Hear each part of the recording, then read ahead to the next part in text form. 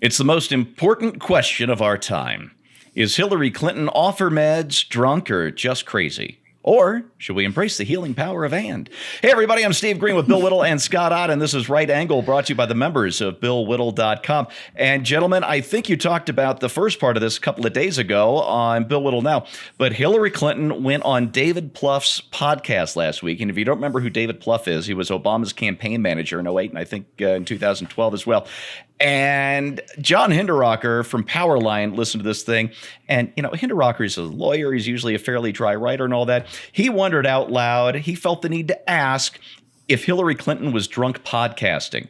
And it was what a step down, by the way, to go from national news broadcast to some podcast on the iTunes store, wherever it was.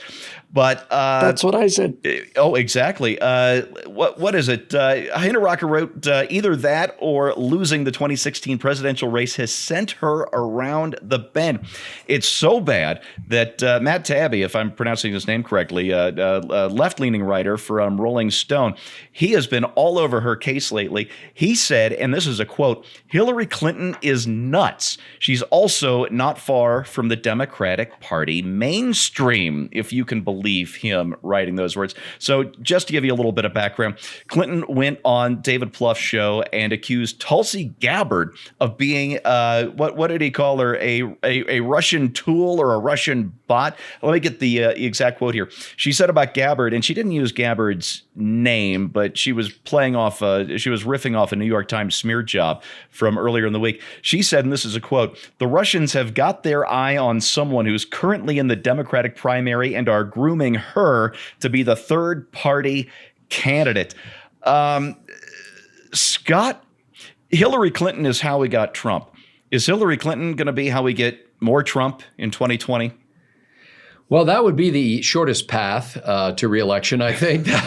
That would be, I'm all in favor of that. In this case, if you favor the Trump re-election, then you should hope for this. The drunk podcasting immediately reminded me of this new product I saw that they say is going to be hot with millennials. And Steve, I had texted you a link on this where you can now buy whiskey pods. So they're like Tide Pods, but with whiskey in them.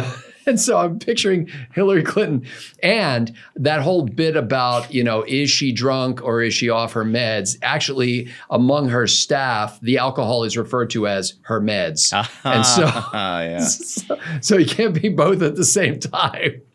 I don't know that I've seen this Hillary Clinton. I know we've had Hillary 2.0 and she had an upgrade to the operating system and all that kind of stuff.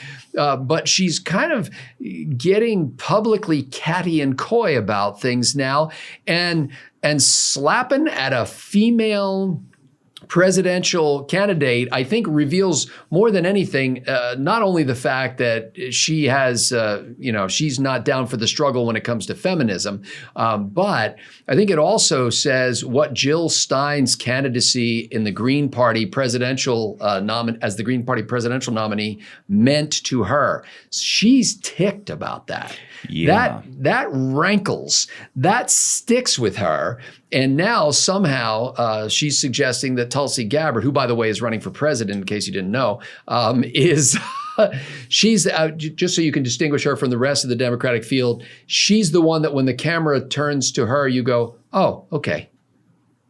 And you're willing to look. So, but Tulsi, to her credit, snaps back and says some things, and you may get into this, but she goes after Hillary Clinton in a way that I have not heard anybody outside of the Republican Party do. And are you talking about that thing she said on Twitter? If you have a quote of that, read that, please. I don't have it in front of me, but basically she said she called Hillary Clinton a warmonger. She talked about her corruption. She talked about how she was what has sickened people about the Democratic Party, like she's the sickness in the Democratic Party. And she just really went after her, both barrels blazing. And it was one of those moments where I thought, well, if I were stuck and had nobody else to vote for, that's the best thing I've heard out of a Democrat in a long time.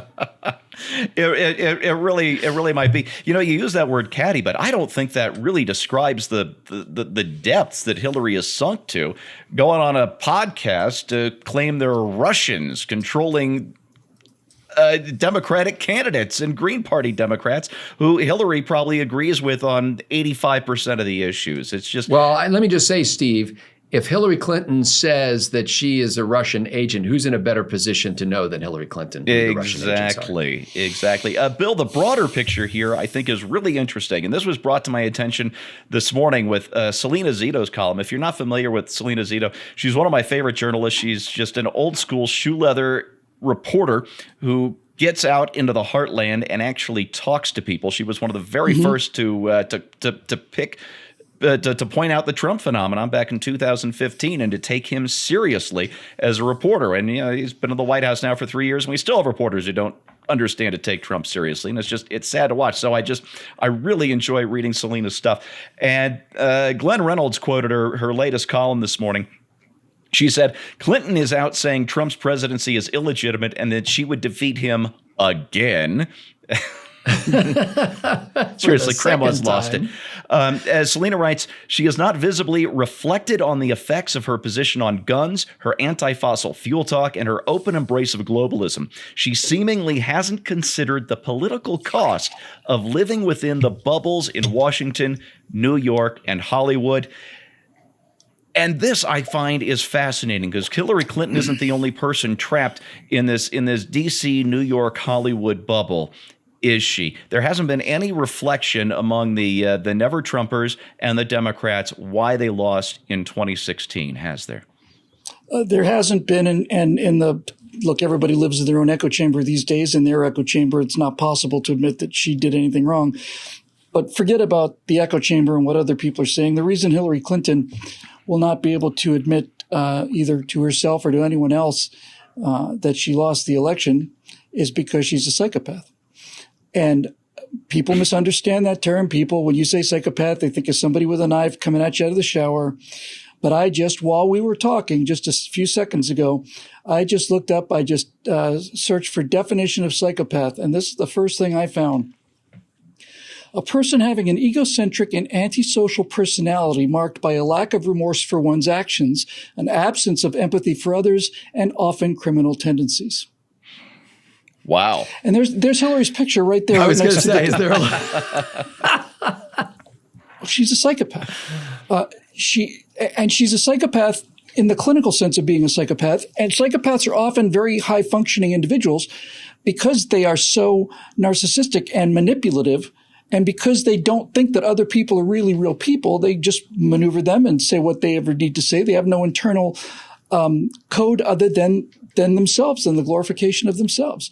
And I think the reason that Hillary is having the kind of meltdown she's having is not because she's off her meds or drinking any less. It's because over the course of the last 2 years, or 3 now almost, the humiliation of it is not something that she can resolve internally. For a person with her mental illness, she is the center of the world. Everything she does is correct. Other people are simply props to her own. It's her. She's the Truman Show, and it's kind of like waking up one morning and instead of seeing Truman on TV, she sees Donald Trump. She cannot process it, Steve. And I'm not a psychologist, but I play one on the internet, and she is not capable ever of facing this, because if she had to actually face why she lost, then her entire personality would collapse, and she's not going to let that happen. And not only is she not going to let it happen, it won't happen. She doesn't have the ability. It's just plain not there. She doesn't have the horsepower for it.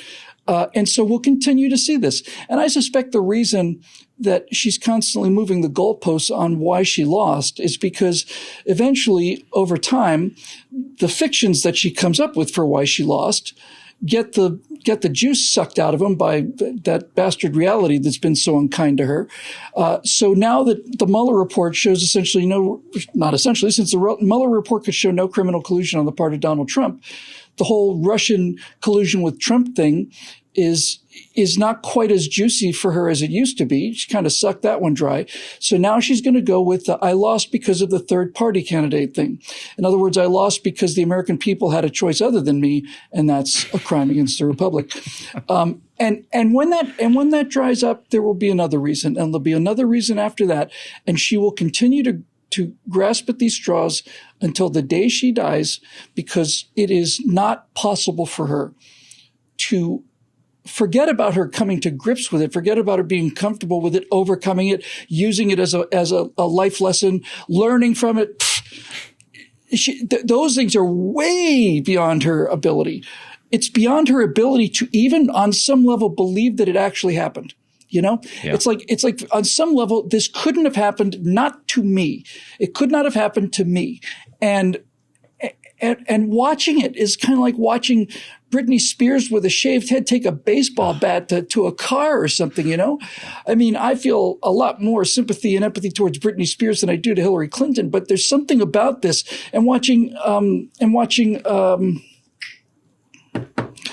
Charlie Sheen meltdown, and watching Michael Jackson meltdown, and watching all of these people simply melt down. They all have one thing in common, and that is this pathological narcissism. And when they are, if they're denied something, they can deal with that in private. But when they're denied something that publicly, it's such a public invalidation of them. I think that they will do anything to try to convince the public that, no, I didn't really lose because I'm Hillary Clinton. I can't lose. I didn't really lose. They cheated. Yeah. Steve, I think there's one more element to what Bill's talking about, and that is the frequency factor. For example, I lost 2 races running for county executive in a county in Pennsylvania. So when that's over, it's over. And frankly, if you don't look at the local newspaper, you never hear about what the county executive is doing, you know, and even then you don't see it very often. But for Hillary Clinton, this must be like as if she were Tom Brady and she was benched and she's sitting on the New England Patriots bench. And Scott Ott is in taking snaps for the team. And she's got to watch every single play. And she keeps looking at the coach like, are you going to put me in? Are you going to put me in? But no, Scott Ott is out there out of shape, doesn't know how to throw a ball, is getting sacked over and over in her mind. That's how she sees, because she thinks she's Tom Brady. And this clown is out there on the field. And every day it's pounded into her, not only every time she picks up a screen of any kind, but every friend she has, I'm sure, if she has any, is communicating the same message. It should really be you. It should have been you. And she's literally, I could see something like that driving a person insane if she wasn't already. Yeah. I just want to add one thing to that. There's some pretty convincing evidence that happened to Al Gore on a smaller scale. Al Gore was not nearly as mentally ill as Hillary Clinton is, but there's a lot of people who said that Al Gore really kind of lost his mind after losing to George Bush that closely, and then all the effects of 9/11 and so on. But the 2 things you said, Scott, about your example that really interested me were when you said, look, I lost 2 elections in a row, and okay, that's over. That's a sign of a healthy person whose entire life is not predicated upon the external gratification brought on by the love of the masses. You're a sound guy with a sound personality. You have love that comes from other places. And if you win an election, that's great. And if you don't, well, that's okay too. You're still Scott Ott. She doesn't have that. And the other thing you mentioned about everywhere she's seeing her own defeat, you know, everywhere it's like, oh, she lost to Trump, lost to Trump, lost to Trump. This is just awful. You know, gee, I'm going to hell. Does somebody have a finger on the button here before he speaks? No. I'm going to hell for this one. But you know how, especially in Russia now, they can take like a granite tombstone and they can engrave almost like a photograph. Oh, yeah. The person's face, yeah. I think on Hillary Clinton's tombstone should be a freeze frame of that Olympic ski jumper who's cartwheeling through the air when the guy was in the agony of defeat. You know, that's what I would do. I just put it right there like that. And not a moment too soon. No, I didn't actually Not a say that. moment. I'm sorry. That was not out loud. My apologies for having even thought that. You know whose brain, not that I don't love Bill and Scott, I've been talking to these guys professionally and personally for 10, 11, 12 years now, but I would really love to pick Bill Clinton's brain. You know, he is the most naturally gifted politician of his generation, and he's married to the woman who might be the least gifted politician of that same generation. And what I would love to get him completely off the record, leak free, and find out what Bill Clinton honestly thinks about Hillary these days. Wouldn't that just be the most fascinating story? There's actually a set of long stories you could ever hear, and told by a very good storyteller. I'm not saying I agree with Bill Clinton on anything politically. I'm just saying he is gifted and does these things very well. The other is, every time Hillary Clinton goes out in public and speaks, and I'm not making this up, I'm not exaggerating, every time she speaks, she tears at the social fabric of this country. That's she right. is hurting this country. She's gnawing at its institutions with every word she utters, and she just doesn't give a damn, for the exact reasons that Bill was just talking about. And lastly, I'll wrap this up just very, very quickly here. You know, Hillary confessed that she couldn't go out on election night and concede her defeat. Instead, she went back and drank too much Chardonnay. I believe those were her exact words. And it looks like she's been spending the last 3 years drinking more and more Chardonnay. I just didn't know you could make the stuff out of sour grapes. That's your right angle on that. Brought to you by the members of BillWhittle.com. Remember, content like this needs sponsors like you, so please click over to BillWhittle.com. Become one of our members. We would love to have you on board. Thanks for watching, and we'll see you next time.